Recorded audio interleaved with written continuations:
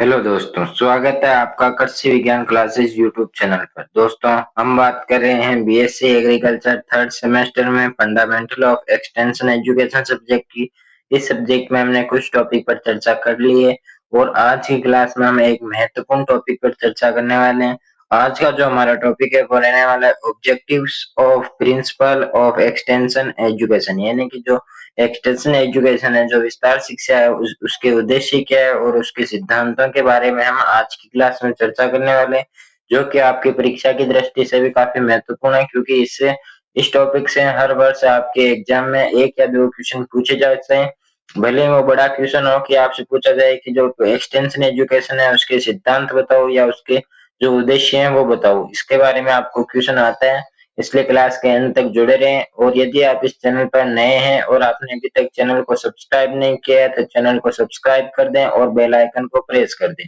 ताकि जब भी बीएससी एग्रीकल्चर से रिलेटेड कोई भी क्लास अपलोड होती है तब आपके पास नोटिफिकेशन सबसे पहले आए। और आपको पुराने पेपर की पीडीएफ या इस क्लास की पीडीएफ आपको कहाँ मिलेगी वो मैं आपको क्लास के एंड में बताऊंगा, इसलिए क्लास के एंड तक जुड़े रहें। तो चलिए आज की क्लास हम शुरू करते हैं। आज का जो हमारा टॉपिक रहने वाला है वो रहने वाला है एक्सटेंशन एजुकेशन के उद्देश्य और सिद्धांत क्या क्या है।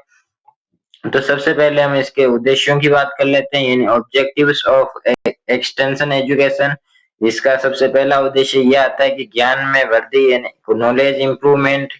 यानी कि क्या होता है कि जो एक्सटेंशन एजुकेशन है इससे जो ग्रामीण जनता होती है या विशेष रूप से जो किसान होते हैं उनको वैज्ञानिक और तकनीकी ज्ञान प्रदान किया जाता है। इससे क्या होता है कि उनके नॉलेज होता है उनमें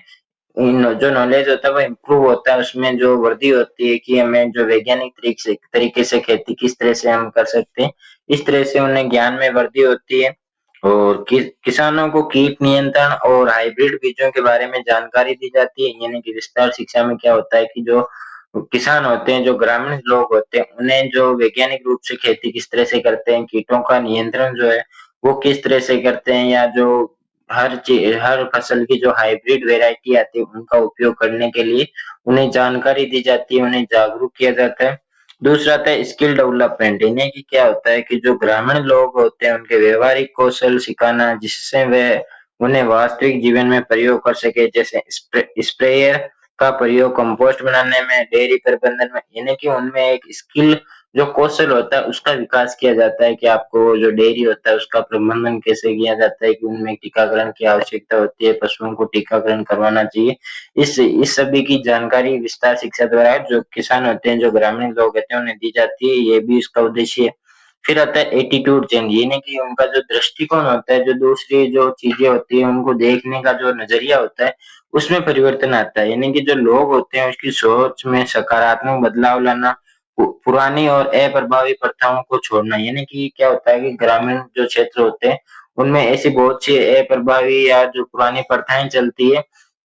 उन्हें छोड़ने के लिए और सकारात्मक जो भाव होते हैं उनमें बदलने के लिए भी जो विस्तार शिक्षा है उसका एक महत्वपूर्ण उद्देश्य ये भी है कि किसानों को जैविक खेती और संतुलित उर्वरक उपयोग के लिए प्रेरित करना। यानी कि किसानों को ये बताया जाता है कि ऑर्गेनिक जो खेती होती है, ऑर्गेनिक जो फार्मिंग होती है उसके लाभ क्या क्या है, यानी इसके एडवांटेज क्या क्या है, और जो हम जो ये केमिकल द्वारा जो खेती करते हैं इसके जो लॉस क्या है या इसकी हानियां क्या क्या है, इसके बारे में जानकारी देकर उन्हें उनका जो एटीट्यूड होता है, जो उनका नजरिया होता है, जो उनकी सोच होती है उसको बदलने बदलने का कार्य या उसका उद्देश्य भी है ये एक विस्तार शिक्षा। फिर आता है बिहेवियर चेंज, यानी कि जो व्यवहार में परिवर्तन होता है। जैसे जो एजुकेशन की परिभाषा भी हमने देखी थी कि एजुकेशन एक ऐसी जो प्रणाली है जिसमें व्यक्ति में इच्छित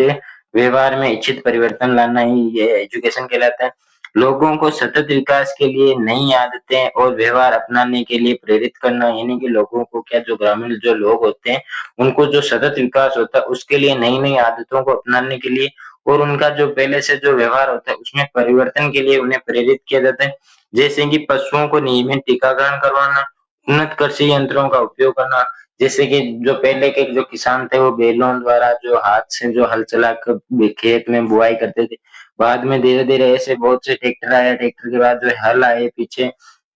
उन किसानों को उनको बताना कि ऐसे भी जो खेती है वो जल्दी की जा सकती है, उसमें समय कम लगता है, मेहनत कम लगती है। ऐसे किसानों को जागरूक किया जाता है और उनका जो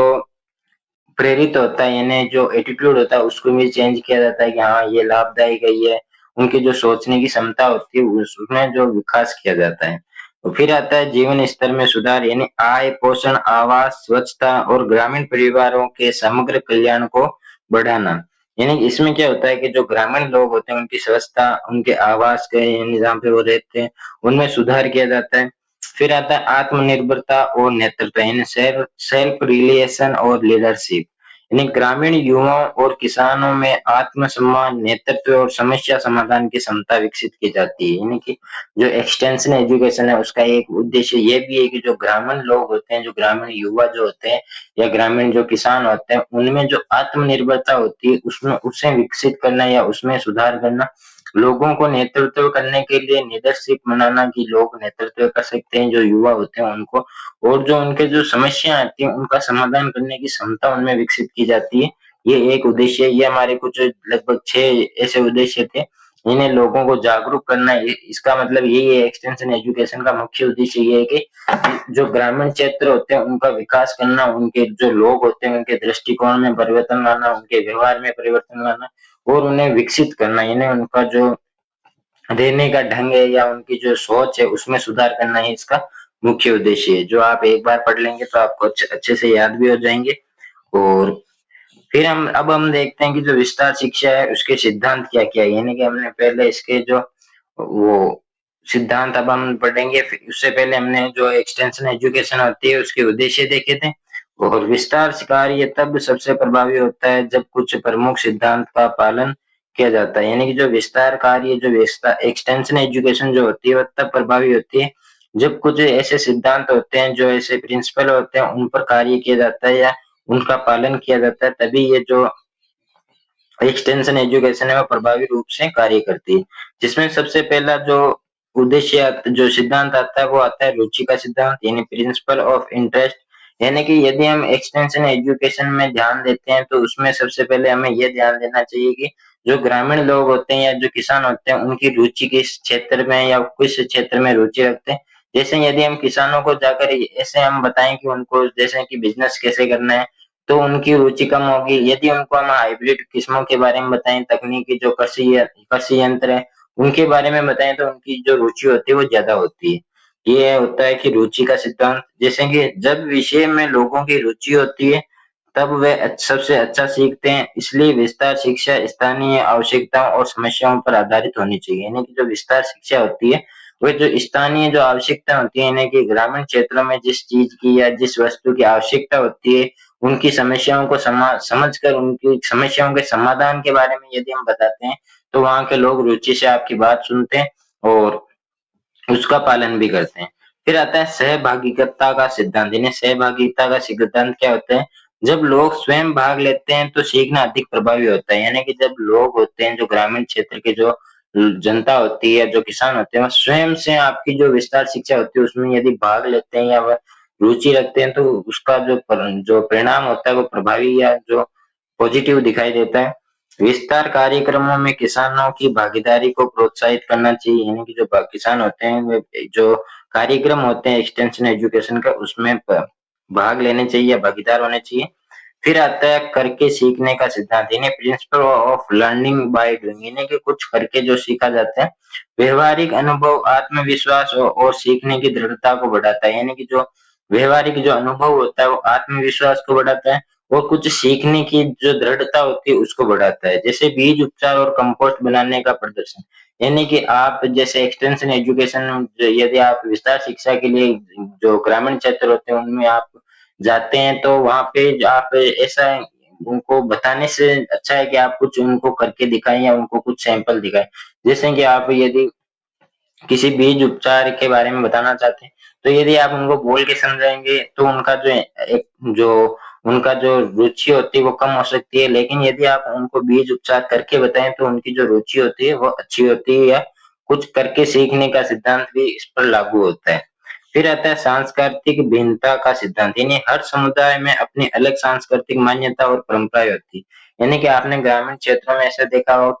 होगा कि हर जो जितने भी समुदाय होती है उनकी संस्कृति अलग होती है, यानी उनका कल्चर अलग होता है, उनका जो परंपराएं होती है वो अलग अलग होती है, तो उनकी परंपराओं और संस्कृति को समझकर हमें कुछ कार्य करना, जो एक्सटेंशन एजुकेशन होती है उस पर कार्य करना चाहिए। नई तकनीकों को प्रस्तुत करते समय इनका सम्मान किया जाना चाहिए, यानी कि जो उनकी संस्कृति होती है, जो उनका परंपराएं होती है, जब हम उनको नई तकनीकों के बारे में समझाते हैं तो उनको ऐसा फील नहीं होना चाहिए कि ये हमारी संस्कृति का अपमान कर रहे हैं या ये हमारी परंपराओं को तोड़ना चाहते हैं। उनको ऐसा महसूस नहीं होना चाहिए, उनकी संस्कृति का भी हमें सम्मान करना चाहिए, उनकी जो परंपराएं होती है उनका भी हमें सम्मान करना चाहिए। फिर आता है आवश्यकता और प्रेरणा का सिद्धांत, यानी जब लोगों को आवश्यकता महसूस होती है और या उन्हें प्रेरणा मिलती है तब वे बदलाव को अपनाते हैं। यानी कि जब ग्रामीण जो लोग होते हैं, जो किसान होते हैं, उनको जब उनके खेत में उत्पादन कम होता है तो उनको ऐसा महसूस होता है कि हमें अच्छे उत्पादन वाली जो वैरायटी होती है उसका उसका उपयोग करना चाहिए, तभी उनको प्रेरणा मिलती है। तब उस समय जब भी आप उनको अच्छी वैरायटीज के बारे में उनको आप बताते हैं तो वो अच्छे से समझते हैं और उनकी जो ये सिद्धांत होता है आवश्यकता और प्रेरणा का सिद्धांत, तब ये वहां पे लागू होता है। विस्तार कार्यकर्ता को वास्तविक समस्याओं को पहचान कर समस्या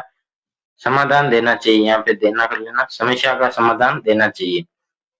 यानी कि जो वास्तविक जो विस्तार कार्य करता है, वहाँ पे विस्तार शिक्षा पर जो कार्य करने वाला जो व्यक्ति है, उनको जो वहाँ के जो स्थानीय वास्तविक समस्या उसको समझकर उनका समाधान देना चाहिए, तभी वो जो उनको आवश्यकता और प्रेरणा का सिद्धांत लागू होता है। फिर आता है द्विपक्षीय संचार का सिद्धांत, यानी कि जो संचार प्रभावी होता है जब संवाद और प्रतिक्रिया होती है। विस्तार शिक्षा का संवेदनात्मक बनाना चाहिए, एक तरफा नहीं, यानी कि ऐसा नहीं होना चाहिए कि जैसे कोई आप हो, जैसे आप विस्तार शिक्षा के क्षेत्र में कार्य करते हो और आप किसी ग्रामीण क्षेत्र में गए, वहां पे आप कोई कोई कार्यक्रम आयोजित किया, लेकिन वहां पे आप ही आप बोल रहे हैं लोगों को, आप लोगों की सुन नहीं रहे हैं, यानी कि वहां की समस्या नहीं सुन रहे हैं, आप केवल उनको बताए जा रहे हैं कि आप ऐसे कर सकते हैं, ऐसे कर सकते हैं। लेकिन जब दोनों तरफा, यानी कि आप उनको उनकी समस्याओं को सुनेंगे फिर आप उनको वापस समाधान बताएंगे, तब जो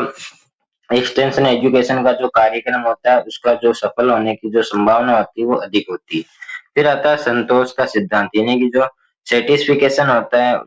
उसका जो प्रिंसिपल ऑफ सेटिस्फिकेशन, यानी कार्यक्रम से लोगों को लाभ या परिणाम अनुभव होना चाहिए। यानी कि यदि आप किसी क्षेत्र या किसी गांव में कार्यक्रम करते हैं विस्तार शिक्षा का, तो विस्तार शिक्षा का जो कार्यक्रम खत्म खत्म होने के बाद लोगों को ऐसा फील होना चाहिए कि उस कार्यक्रम में उन लोगों को कुछ लाभ हुआ या कुछ सीखने को मिला, ऐसा लोगों को महसूस होना चाहिए। इससे वे नई तकनीक को अपनाए रखने के लिए प्रेरित होते हैं, यानी कि जो ग्रामीण क्षेत्र के जो लोग होते हैं वो नई नई तकनीकों को अपनाने के लिए प्रेरित होते हैं, जागरूक होते हैं। तो ये आज का जो हमारा टॉपिक था, प्रिंसिपल ऑफ जो